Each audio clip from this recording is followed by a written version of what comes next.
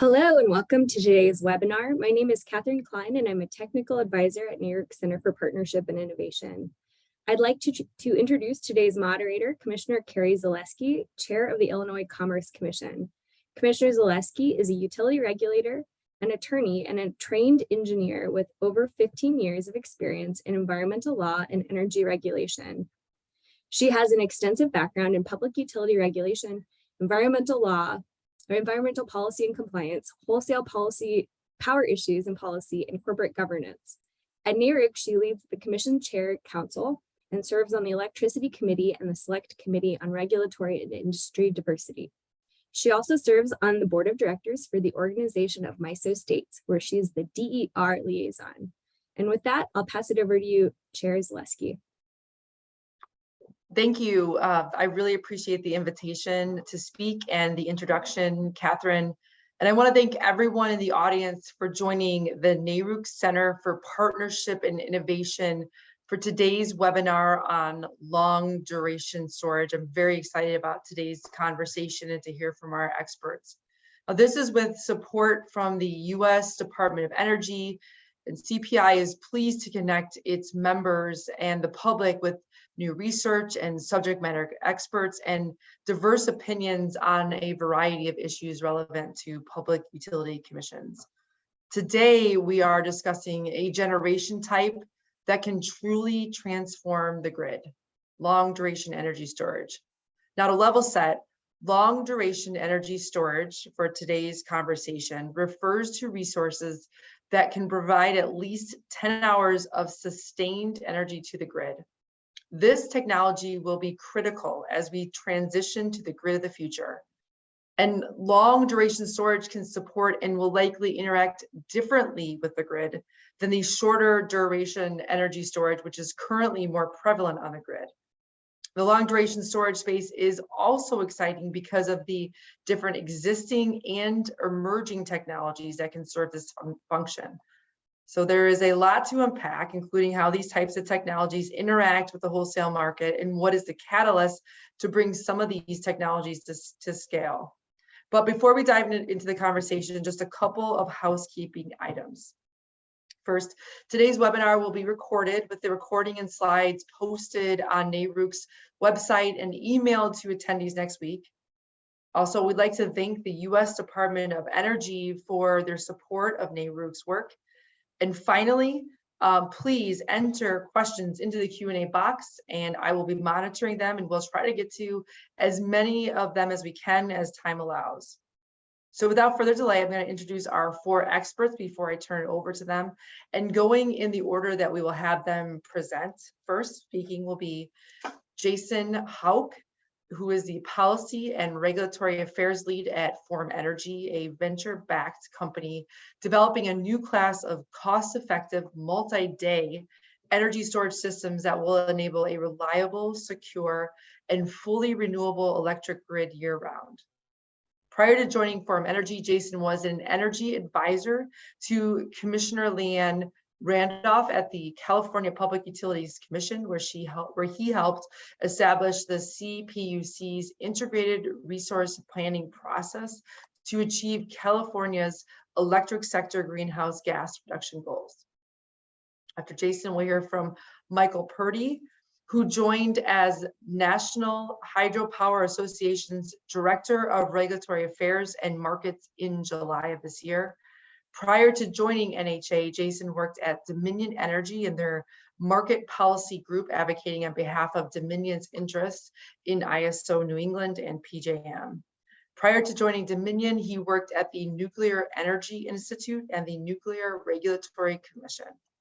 Our third panelist is Kresge, who is the Senior Manager, Utility Engagement and Transportation Electrification at the World Resources Institute, or WRI, a global nonprofit focusing on school bus electrification, vehicle to grid, and vehicle to everything integration. Prior to joining WRI, Greg worked for Hawaiian Electric and the Commonwealth Utilities Corporation.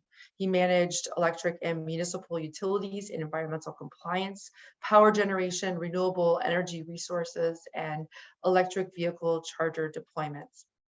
And finally, we'll hear from Kevin Harrison, who leads the Power to Gas and Power to X capability development at NREL's Energy Systems Integration Facility, or ESIF.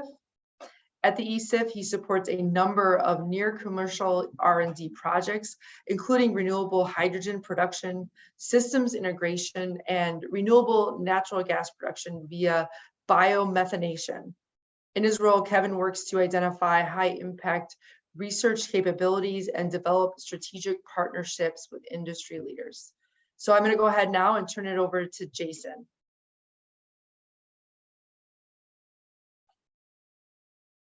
Thank you, Chair Zalewski and NARUC for having me. I love talking with regulators. My name is Jason Houck, and I currently lead the State and Wholesale Market Policy Advocacy Team at Form Energy. Why don't we just dive in and go to the next slide? I'll give a really short overview of who we are and what we're doing. The Form, at the highest level, we're really trying to design the kind of energy storage the world needs to enable 100% renewable energy grid globally. And so to that end, we're commercializing an iron air battery chemistry that can dispatch clean energy at 100 hours at rated capacity. We are founded by a bunch of energy storage veterans and who are all motivated to basically build the next kind of storage the world needs to decarbonize. And we have raised, just last week, we announced our latest investment round, which is a $450 million round, which is intended to help us grow our manufacturing capacity to bring our technology to market at scale in the next few years. And I'll talk about more about our commercial timelines in a few slides. Next slide. So why are we building iron air chemistry and 100 hours of duration? So one of the ways that our company looks at the problem is, let's envision a world without fossil fuel generation. And to really understand the role and the reliability function that those resources play today, and then try to figure out what kind of storage would it take in terms of cost and performance to provide the equivalent reliability functions at the same cost. And that's what led us to the iron air chemistry. And one thing you learn if you look at grids with high levels of renewables in the long term is that they face consistent kinds of challenges, really around multi-day renewable intermittency caused by weather and varying renewable energy resource availability. And when I first began at Forum, we had a lot of conversations around, okay, let's look at the long-term problem. And what's changed in the last few years is that more of the industry has come to see this as much more of a near-term problem. This is will be familiar to many of you who are kind of working through the transitions of the fossil fuel fleet today, trying to figure out what to do as those resources economically retire. And I think the conversation around how can a 100-hour battery fit a grid problems today is becoming much clearer. Pressing needs around reliability, shoring up grid resiliency, enabling 24/7 renewables, and all of those problems from a storage technology standpoint and from a grid performance standpoint kind of look the same, like some of these graphs up here. Next slide, please. So an iron air battery, it's basically, we're rusting and unrusting iron. We're taking iron out of the existing steel supply chain, and I'll show some images in the slide that follows about what our cells look like. But basically, the basic operation is as we are discharging the battery, we are rusting iron. It's iron in a water-based electrolyte. And when we charge the battery, we are turning iron oxides back into metallic iron, and we can do that reversibly. It's not actually a new battery chemistry. It's been around since the 60s and 70s. It just hasn't been commercialized yet, in part because it's not a great technology for mobile applications, but it's perfect for static applications just sitting in the grid. And it has a few key advantages, which are really important if you're looking at global solutions to climate change. One is namely cost. The cost of the battery is fundamentally a function of the cost of the materials going into it. Iron, air, water, some of the most available, abundant, cheap resources on Earth. Our batteries are inherently safe. There's no mechanism for thermal runaway like there is with lithium-ion batteries. They're also non-flammable. They're in a water-based electrolyte, and we are not using heavy metals. Scalability is super important. So this comes in two dimensions. Our technology is modular. We can deploy it anywhere in the grid. So imagine being able to put a pumped hydro resource basically adjacent to an urban area, anywhere you need it, that it can provide functions in the grid. And the materials themselves are scalable and available at the global scale that's necessary to address the problems we're facing. And the technology, as I mentioned, has been around for decades and has been proven to be durable over long periods of use. Next slide, please. This is just to illustrate and give you a kind of visual of what our cells and systems look like. Our cells are not like a normal battery. They're about 1 meter tall and 1/3 of a meter wide. We'll pack roughly 50 of them into a module, which is our basic replicable building block of our technology. Those modules will be about the size of 2 washing machines, stacked together. And they'll be deployed in the grid in enclosures that look very much like other storage technologies today.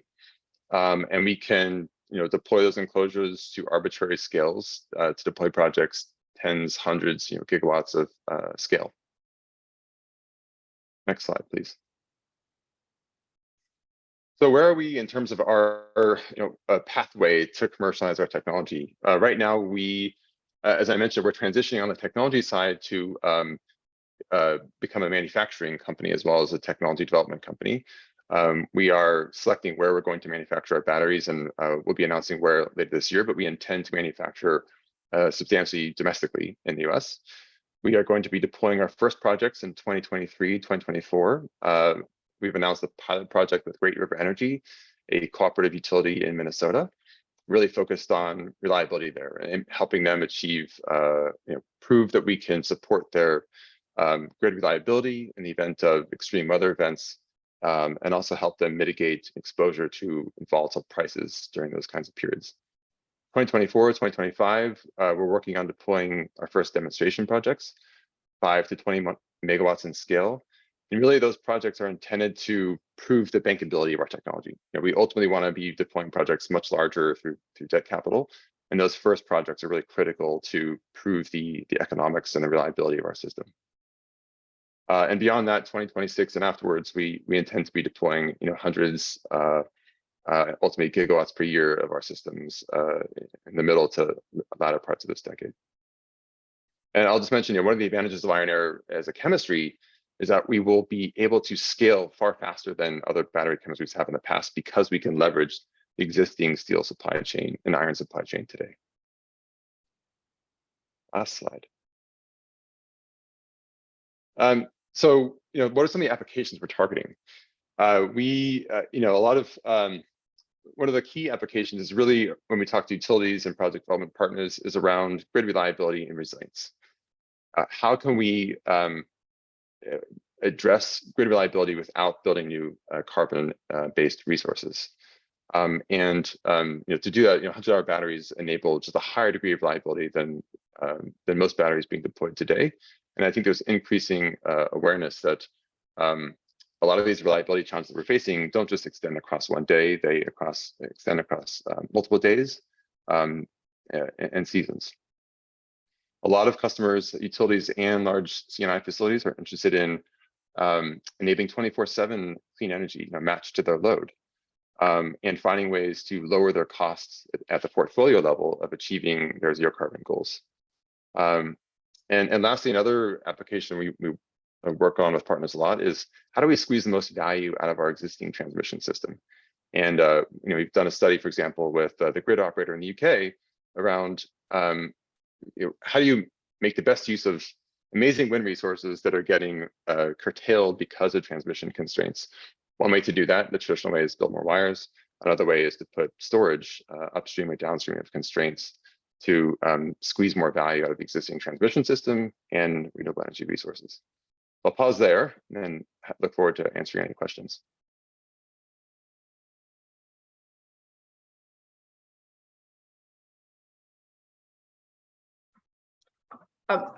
Yeah, Michael, I'm just going to turn it over to you. Great. Thank you, Chair Zalewski. Hello, everyone. My name is Mike Purdie. I'm with the National Hydropower Association, and I'm thrilled to be here with you today to talk a little bit about pumped hydro. Thank you to NERUC for having me. And I look forward to the rest of this webinar. Next slide, please. So just quick overview to level set. How does a pump storage facility work, right? Uses a very simple concept of letting water flow downhill. It's not a new technology per se. It's the first facility in the United States was opened up roughly 100 years ago in New England. But generally how it works is, at high prices, an asset owner will open up its gates in the upper reservoir and let water flow downhill through the turbines that generates electricity. When prices become low enough, they then run motors using the grid that spin those same turbines that sends the same water back up to the upper reservoir to be used later. As said earlier, I used to work at Dominion, and Dominion owns 60% of Bath County. They also operate the facility. And, just to give you an idea of these facilities, those tunnels in the mountain at Bath County are 28.5 feet in diameter, and they're lined with 2 feet of concrete, and they run approximately a mile between the reservoirs. There's 6 turbines there. Each turbine can flow through a maximum of 2.24 million gallons per minute, which could fill an Olympic-sized swimming pool in 15 seconds. Now, that's at max power, though. And then, look at the reservoirs. The upper and lower reservoir can fluctuate over 100 feet in depth between maximum and minimum levels. Next slide, please. So, just looking at today's landscape, a little over 20% of our electricity in this country is from renewables. EIA expects that to double in the next 20 years. And as Jason was saying earlier, we need flexible capacity that can run up and down and be able to generate power over long durations, which is why we're here today. So the existing pump storage fleet has roughly 23 gigawatts, which is over 90% of the storage in the United States. And the asset owners in this country were able to increase their capacity by over a gigawatt from 6 facilities in the last decade. Next slide, please. So I just want to expand a little bit on some of the stuff Jason pointed out. Just looking at California, and I'm just going to go through some circles here. If you look at the load shape of California in 2017, it's the navy or black line there, and then you overlay the solar capacity factors, which are in red, and the wind capacity factors, which are in blue. You start seeing some potential issues here, right? So if you look under the green circles,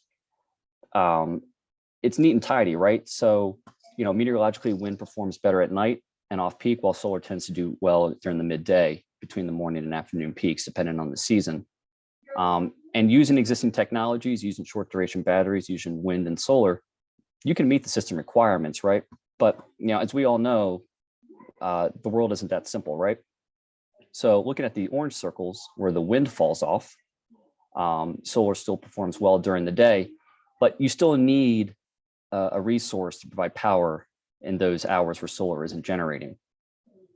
Now, on a lot of days, you probably could get by with some of the short duration batteries and imports out in California. But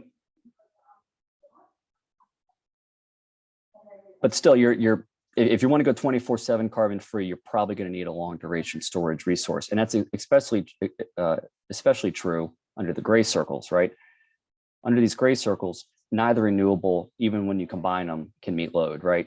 So in these events, again, as Jason pointed out, long duration storage would be very useful to make sure that not only are we meeting the system's needs, but we're doing it on a carbon free basis. Next slide, please.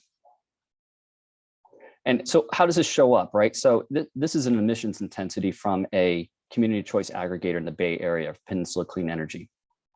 And so what they've decided they're going to do is they're going to try and procure enough resources to serve their load 24/7 carbon free. And they're looking for the best portfolio to do so. But here's what they're dealing with today. In the winter and in the spring, because of what I showed last slide, they still have some emissions. 700 pounds per megawatt hour is the emissions rate of a combined cycle, of an efficient combined cycle. So they're looking for ways to procure resources in order to be completely carbon free, in order to meet their climate goals. And we're talking about some folks out in the Bay Area. They're incredibly smart and they're incredibly climate conscious people, and they're still working hard to solve this problem. Next slide, please. So looking at the operations of the existing fleet, Pump storage in this country, for the most part, was built to support the nuclear build out in the 70s and 80s. Pump storage units would act as balancing resources while the nuclear fleet operated baseload. So pump storage would generally charge at night. They would put power out in the grid on the morning and evening ramps when folks are making their breakfast and dinners. But with renewable integration, we're seeing more and more charging or pumping during the middle of the day, when solar in particular performs best.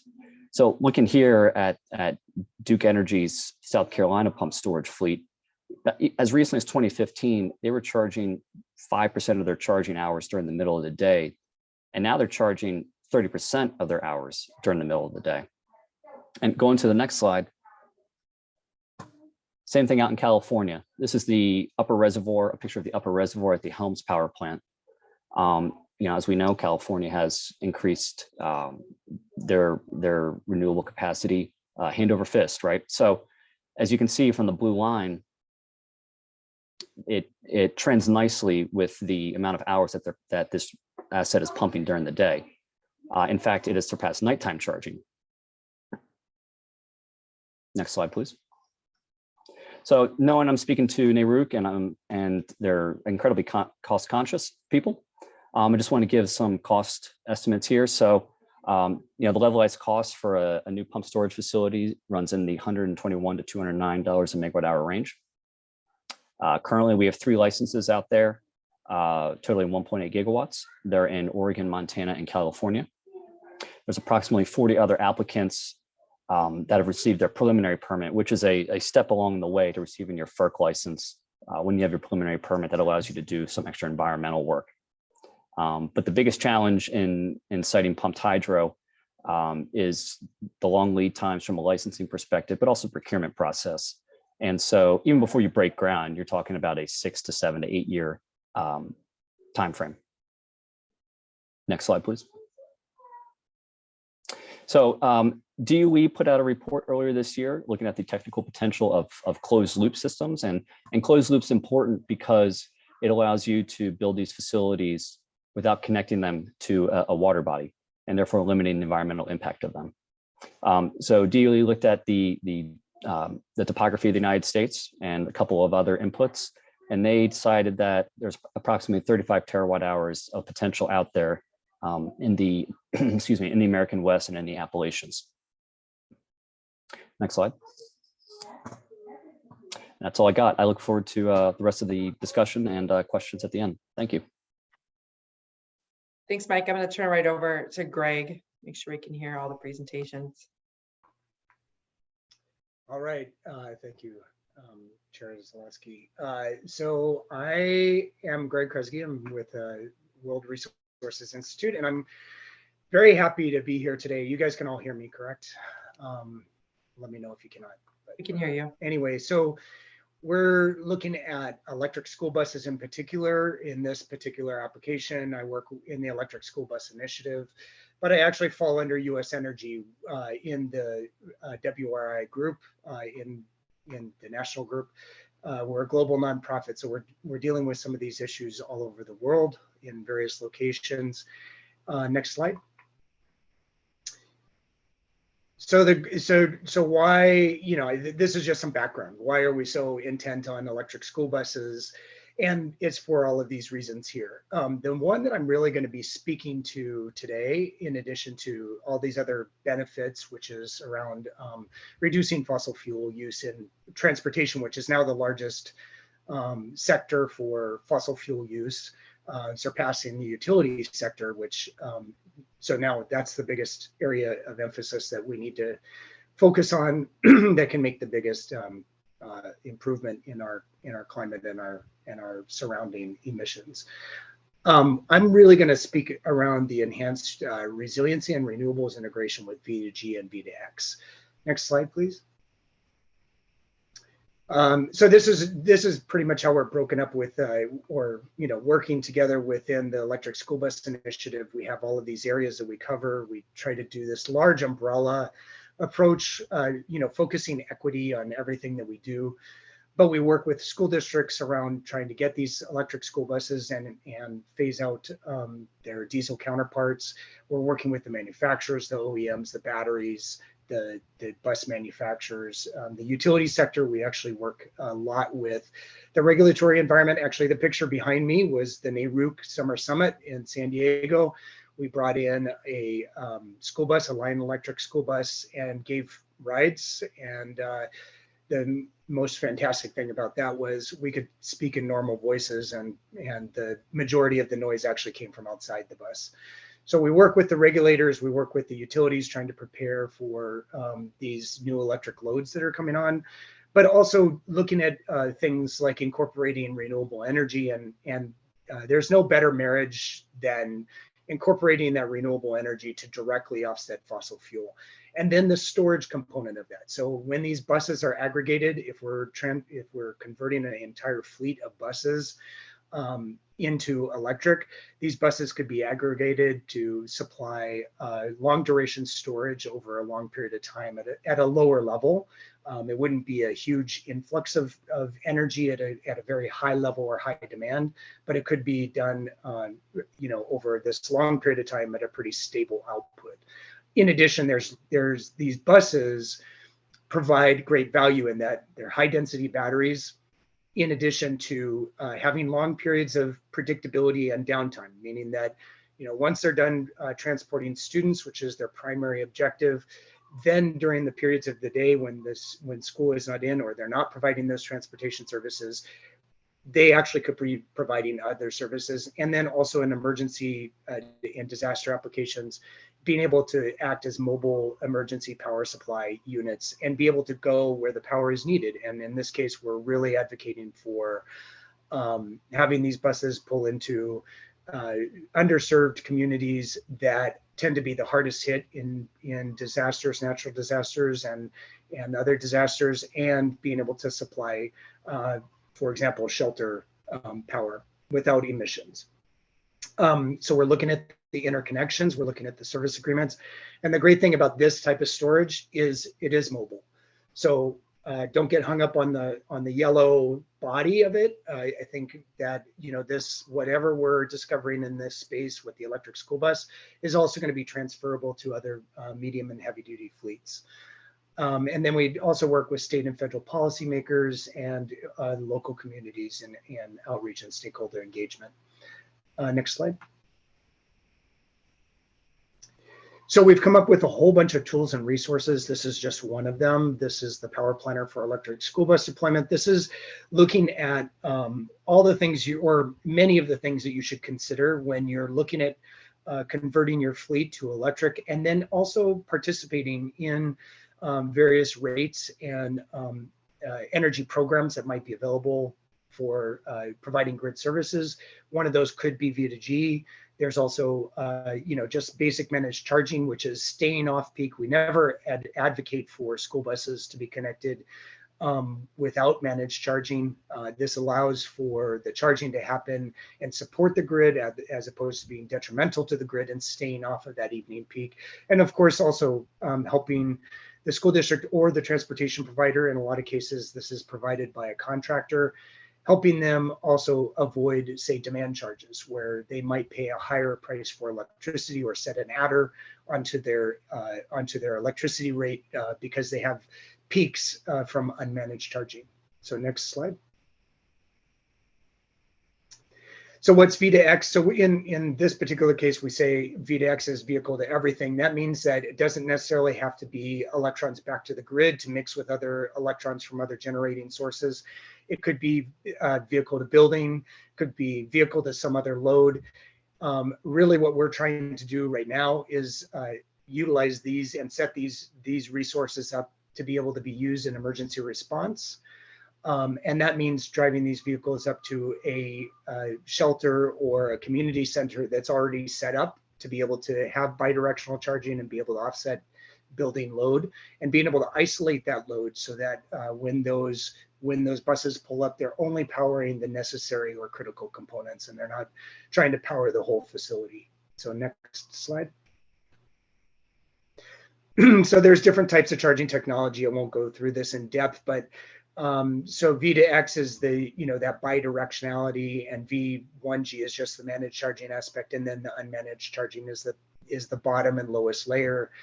We don't really advocate for that. We really want these school buses to provide value to the grid and to the owners.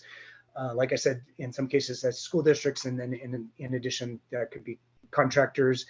A lot of times there's a compensation mechanism, either a credit to the electrical bill that they, from their base consumption, that they might see by being able to offset their existing electrical use and being able to supply, say, a demand response supportive, power back to the grid. That can be compensated, and then that compensation can go to the owner of the school bus. Next slide. So I mentioned these before, so I'm going to move on from this. Next slide. So the benefits, and I want to talk about grid flexibility, emergency preparedness, as well as decarbonization. So one of the things that is huge, that especially, I'm speaking from the Hawaii perspective, but and there's been some talk about this a little bit. I think Michael hit on it in his presentation just before mine, which is, it's taking potentially excess renewable energy. It's moving that energy to a different time, so we're storing it for a later purpose. In Hawaii, we have renewables fighting renewables, which is we have a whole bunch of uncontrolled rooftop PV, photovoltaic. That uncontrolled rooftop PV is, for the most part, not curtailable, or if it is curtailable, there's very heavy restrictions around curtailing it. And still compensation needs to be given to the owners for that curtailment. Whereas the utility scale generation, which tends to be much cheaper than the rooftop PV, which is, goes anywhere from NEM, which is that net retail credit, down to some lower level, it's much higher priced energy than utility scale. But the utility scale is curtailable, so that's the one that is being cut off first. So that cheaper energy is basically not being used. There's what we're looking at for these school buses and for these medium and heavy duty fleets is that this is when, during these periods of time when there's excess renewable energy on the grid, that could be from wind or PV, that energy is put into those batteries and directly offsets fossil fuel use. There's also benefits like lower total cost of ownership when it comes to the price of fuel. So diesel fuel is more expensive than electrons. There's more volatility at this point with, if you look at the volatility in electric kilowatt hour pricing as opposed to diesel or fossil fuel pricing, it's very, very different. There is much more stability in the electricity market, and it's much more predictable. Next slide. So some of the V2X applications. So we're looking at, these demand charge. I already mentioned some of this, microgridding, the site power. We're looking at those emergency response activities to be microgridded, where those shelters or facilities would have this mobile power unit, this bus, be able to pull up and provide power during grid outages. So that's so that would be providing that site power when the power is not available on the grid. Could be a demand response function, especially in the mitigation of peaker power plant, startups, frequency regulation, energy arbitrage, moving that energy from one time to another. We see that very big in Hawaii, where we are now at the point where we need to move additional generation from the daytime to the evening to directly offset those fossil fuel generation units. And then, these other ones, emergency preparedness and response. Next slide. Here's a whole bunch. This is a FEMA slide. These are a whole bunch of different things that could potentially be provided by medium and heavy duty fleet electrified vehicles that pull up and are able to provide or discharge power for some purpose. One of the other ones that I want to bring to attention is not just, say, we're seeing a lot of need for, say, in the summertime, we saw a lot of need for cooling centers. This would be pulling up and being able to provide, power to provide air conditioning services. There's also, these buses are now being outfitted as Wi-Fi hotspots. being able to pull up and provide a community with, internet access and the access to be able to connect to that Wi-Fi hotspot. That's another big use that we see as being supportive with the fact that these are being run on batteries and no emissions. Next slide. So we are actively involved in devising a mutual aid agreement, which is a template that goes into emergency response operations plans that would allow for these electric school bus resources as they become available and the technology continues to improve with that bidirectionality, that these resources can be used in those disaster responses and that they're used for the public good. We really want these school buses to benefit the public at large. We would want to make sure that those resources are obligated to that emergency response that's being handled. Usually starts out locally, either by the city or by the county, and then as the disaster or the response gets larger and it moves to state level or even federal level, that these are all working together. That this is a form that is currently being used in the National Incident Management System, that is a FEMA system. These mutual aid agreements are a necessary part to be able to provide things like helicopters and backhoes and dump trucks. We want these school buses to be able to do the same thing. Next slide. And so we are also looking to do a project where we're actually going to be demonstrating this and being able to scale up. We're looking for a recipe. We want to be able to put together step A, step B, step C, all the way through, being able to look at a project, be able to hand that project over. Anybody should be able to follow that project. Probably, I'm estimating that about 90% of the equipment that would be used in this project is not going to be proprietary. So it's going to be panels and conduit and breakers and transformers and all these things that are normally used in the electric grid. Next slide. So we have these design considerations for V2G programs. There's several pilots that are out there. None of them are scaled up right at the moment. A lot of them are kind of on ad hoc basis. They're being done with a few buses here and there. We really want to see this scale up, and we want to see this the potential of these vehicles be realized across the nation and in for every electric school bus from here on out, if we can handle that. Next slide. So equity is our first priority. That's bringing in these school buses and these resources into underserved communities. Next slide.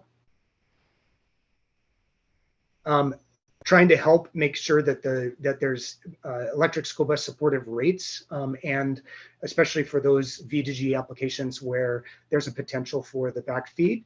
And then the next slide. And then the community resilience side and helping with natural disasters and being able to have these mobile power units. And I think that's my last slide. Thank you very much. All right, thanks, Greg. And then finally, we are going to move to Kevin. Just a final reminder, you have a question, now's your chance to type it in the Q&A box so we can get to them.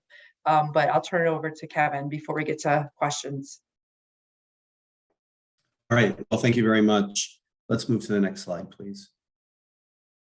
Just wanted to introduce the topic, electrons to molecules. That's what we call it at NREL. Power to gas is typically another way to recognize the fact that you can store a lot of energy in molecular form. So you can see we're really focused in the upper right-hand corner where we're turning water and electrons into hydrogen. And then in this presentation, I'm going to discuss a little bit about another opportunity to use naturally occurring organisms. It's a biological process to convert CO2 and hydrogen into renewable natural gas. And you can see why we might want to do that in the lower right. Most people have seen this chart, specifically volumetric energy density with hydrogen in the lower right, and then you have methane and even LNG represented in that upper red line. So if you want to store a lot of energy, and we're talking days and months up to a year, one option, of course, is to turn these electrons, otherwise curtailed or low carbon, low cost electrons, into hydrogen first many times. And methane is one opportunity as well. Next slide. And so hydrogen at scale is a DOE initiative. Hydrogen shot in particular is the goal to make 1 kilogram of hydrogen for $1 within the next decade. And we talk kilograms in hydrogen space because it has roughly the same energy content as a gallon of gasoline. So this bubble chart shows a similar flow of low cost, low carbon electrons. So we include nuclear and fossil with carbon capture. You can see the yellow conventional storage. We don't spend a lot of time talking about batteries because we're really moving to the right. Today we make and use about 10 million metric tons of hydrogen per year, mostly for fertilizer and upgrading oil, those bubbles on the right. This particular project, this biomethanation project, is taking CO2 from biogas sources. Biogas is basically what comes off of things that are decomposing. If you're at a wastewater treatment plant, a landfill, food waste, methane and CO2 are coming off of that, as well as some other gases. So first step, make hydrogen, and you can read on your own some of the benefits of making hydrogen, because one thing I'll point out is, of course, you're making oxygen as well. So if you're at a wastewater treatment plant, that oxygen might be able to be used. Next slide.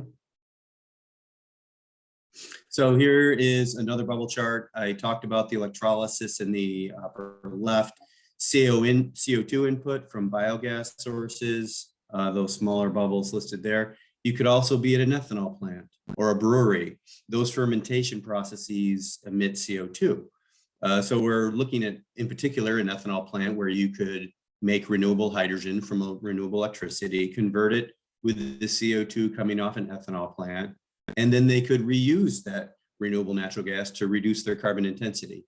And it's with these single cell organisms shown in the middle, this biomethanation process, where you can see the CO2 plus 4 hydrogens. So the stoichiometry says every CO2 that comes in leaves a CH4, and that's quite true.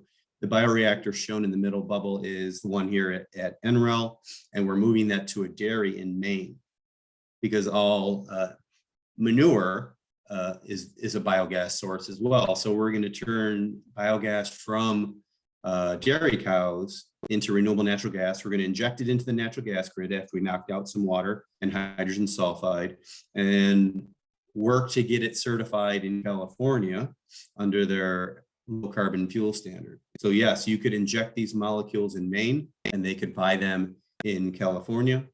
And the bookkeeping is what happens because, of course, the molecules never make it. And a molecule of renewable natural gas is the same as a molecule that came from underground. But of course, the CO2 has been up here. Biogenic CO2 has been up here and is in a faster cycle. Next slide, please. I'm not going to spend too much time here, just pointing out for people that like to run some of the numbers, I included the energy required to make a kilogram of hydrogen, how much water is required. Anaerobic digestion is continuing to increase here in the US. Europe is ahead of us. But in the middle, I'll point out that you get methane, the 75 normal cubic meter per hour of methane. A 1 megawatt electrolyzer could handle this much gas. The organisms let that CH4 pass by. You can see the green arrow just passing through to organic biomethane. But the CO2 gets upgraded by those organisms shown in the box. So that 50 normal cubic meter per hour of CO2 turns into synthetic biomethane.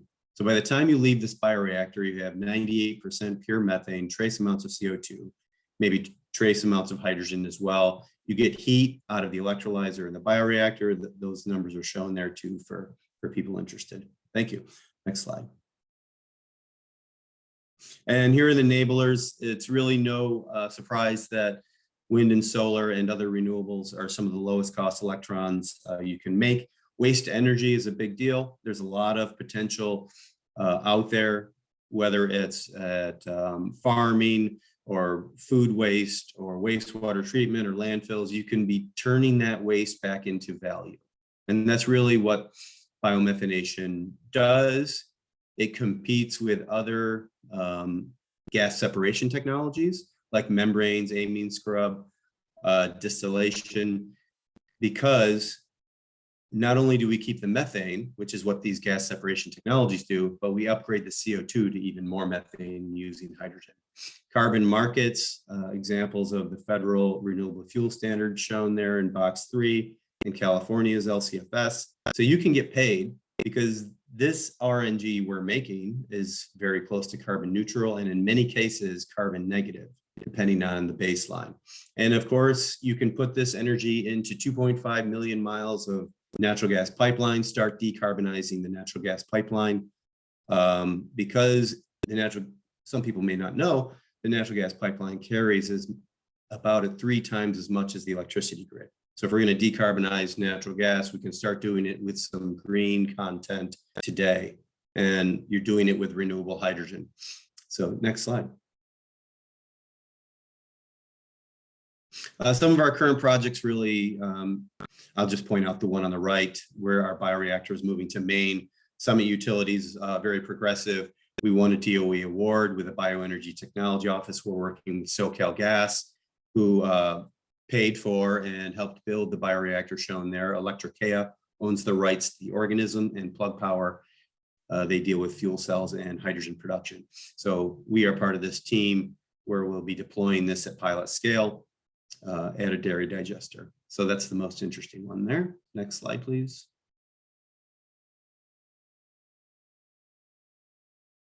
And we do have a small scale system. So we're basically scaling everything down into a trailer so that we can go to different sources, whether it's an ethanol plant or a biogas site. And we want to be on wheels because this is a research and development and deployment opportunity to put this technology out in the hands of people like yourselves to show that this technology can work. So we're building this all into a self-contained trailer. And in the process, we've developed some IP to more closely couple the electrolyzer and the bioreactor. Next slide. And I'll just leave it at this.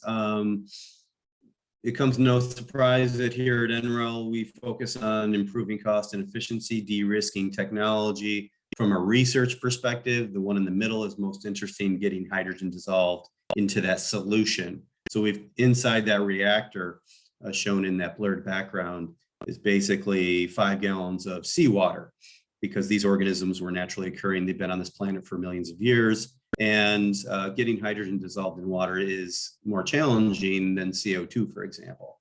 They also make water, so we're working on water management. And they also make heat. They're exothermic, so we're going to use that heat from the bioreactor and the electrolyzer for other downstream processes. Thank you. I think that wraps it up.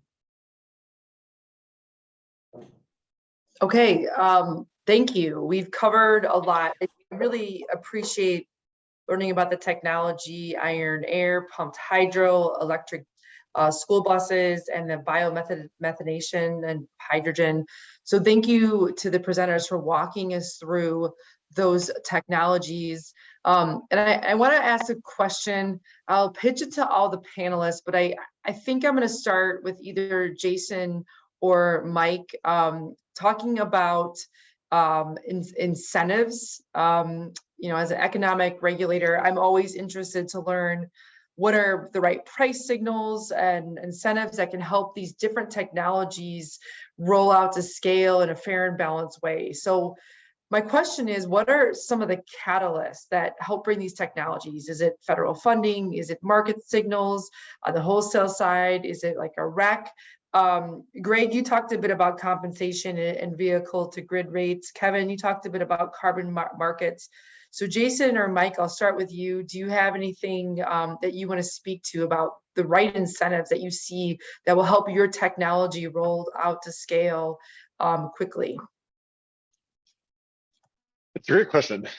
And I don't know that there's a perfect answer. It's going to vary state by state. From a technology developer's perspective, we want to get to economies of scale as quickly as possible. And in any new technology, it took 30, 40 years to commercialize solar and wind, and it took, decades of policy support to get there. And the challenge we have before us is to now do that for a new industry, a new class of technologies in, less than a decade. So it's about how to achieve scale and reduce risk both for us and policymakers and utilities. And I think there's just tried and true method there. First step, we need to support demonstration projects. Relatively straightforward. There are ways for policymakers to encourage utilities to propose innovative projects and really put their support behind technologies that show the promise of delivering long-term cost savings to customers. And that's really the value proposition we're offering. And then it kind of comes down to planning and procurement. And incentives are a really powerful way to help companies come down that cost curve and to lower costs for utilities and project developers who where the dollars and cents really matter. And certainly the federal support is going to go a long way. There's still some states who are, I think there's a need for additional state support in that regard. And California has put money behind demonstration projects in the budget last year. Connecticut and New Jersey are both currently considering incentives. They've proven really effective. And I think where those programs have fallen short in the past is they focused, where they're focused on storage, they're really only focused on short duration storage. And I think there's honestly, all the long duration storage technologies we're fundamentally different resource class, and would love to see attention focused on what does it take to help get those technologies into the market. And the degree of incentives we need are just, it's a little bit different than what a 4-hour storage system may warrant. So I would love to see more conversation around that, and what kinds of programs might need to be tailored for storage that's 10 times longer duration than what's in the market today. And the last point I hit on briefly is really around planning and procurement. There's a really big opportunity right now. Most procurement decisions are made. I know Illinois is a little bit different, but in states where they have integrated resource planning, or they're doing long-term resource planning, that's really where you see value emerge. And even in states in deregulated markets, there's still an important role in doing some long-term planning to see where there are opportunities for cost savings in the long run. And there's a need for new planning tools that don't just look at a few days of a year, but really start to look at every hour of the year and where problems are emerging. And until we do that, it's really hard to see in a planning exercise where the value of long duration storage is and where those problems are going to crop up. And once I think we do that, or start to do more of that, it'll be easy to say, how much money should we put behind this new technology, and what kinds of bets do we need to make now, so that it's available at the scale we know it's going to be needed at later in this decade. Great, thanks. And I saw there's a question in the chat from Brendan. I just went ahead and answered it in writing. So, but to answer your question, Chair Zalewski, I'd say the first thing, at least for the pump storage community, is the Inflation Reduction Act is a heck of a game changer, in particular the investment tax credit. But from a state standpoint, yeah, as Jason said, each state's different. So you can incentivize this development through existing tools that your state's comfortable with, be it PPAs, tolling arrangements, an RFP or what have you. And then from a RTO perspective, if you're in a capacity market, you're looking 3 years out. I don't know if a new pumped hydro facility would clear that market, but one thing some of my members are pushing at certain RTOs is to utilize pump storage and long duration storage generally as a transmission asset. So that's captured in the transmission rates. So I don't have much more to add because I think Jason did a good job answering most of it. Maybe if I could just steal one more word in, I think rather than focusing on technology, another way to think about it is to focus on what does the grid needs firm dispatchable capacity. And hydrogen, pumped hydro, iron air batteries were all kind of in the market to provide firm capacity. And I think there's an opportunity to really examine what does that mean? Like what kinds of performance does the grid need? And then to seek resources. I think there's a way to leverage like existing policies like an RPS, for example, where you could procure firm renewables instead of as available renewables. So the ways to do that are technology neutral, to focus on performance, and you can let cost kind of emerge as what's the least cost solution to get that performance you need. Sorry to Agreed. cut you off. No, I agree with 100%. That's helpful. And Greg and Kevin, you can feel free to jump back on. But I'll add on another piece if Kevin and Greg, you feel like you've covered this enough. I'd like to hear about what states are doing it right and why are they doing it right? What are states that your technology is thriving in and why is that happening in those states? I know you talked a little bit about incentives, but I think it'd be helpful to put more detail in and understand, to hear about success stories, states that are getting this right as far as incentives or other types of policy approaches. You talked a bit about an IRP, if that's if that's the thing that's helpful.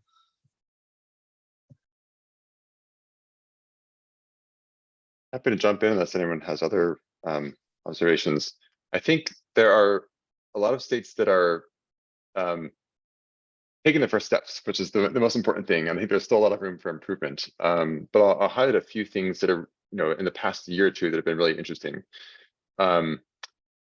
California and Massachusetts in the last year, California put a lot of money behind funding demonstration projects. California has a little bit more luxury to do that than other states, but Colorado and Minnesota took a bit of a different approach 2 years ago, where the legislature approved laws basically allowing and encouraging utilities to propose technology innovation demonstration projects. That's another way where states are really, I think, encouraging utilities to be innovators. In Massachusetts this past year, embarked on a state-driven study of long-duration storage needs, where they put a focus on trying to understand what kind of firm energy delivery is needed to support energy security concerns that are cropping up in the wintertime. And that's a nice way to kind of focus around a specific problem and looking at what is the emerging solution set that could deliver a meaningful solution to that problem in a way that aligns with zero carbon goals. So I think that's kind of where the market seems to be going, more of a focus on innovation and understanding problems and developing programs to help scale up technologies to meet those problems. And I second that. Again, pointing to California, they're running into these issues first, and so one thing they've decided to do is procure 1,000 megawatts of long duration storage, to Jason's point, on a tech neutral basis, and so I think by 2030. So I would say that's the best way. If you're a state that is more of an IRP type construct, obviously you can work within the utilities that way. But there are, there's a lot of ways you can do this, and it's just whatever you're most comfortable with.